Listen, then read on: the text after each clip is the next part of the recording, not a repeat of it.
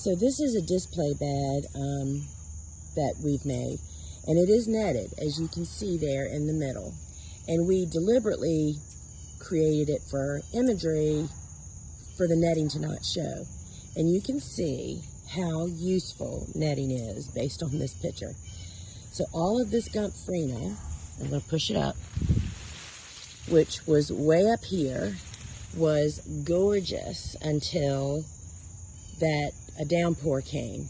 And you can see that it's all laying down now. Now it is going to perk back up, but guess what, flower farmers? It'll never be straight again.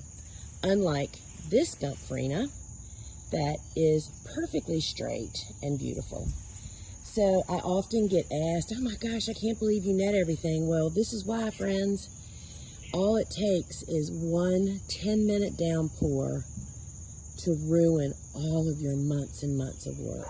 And I can harvest through netting pretty quickly because I've learned how to do it and practiced. And so there you go. Why we use netting.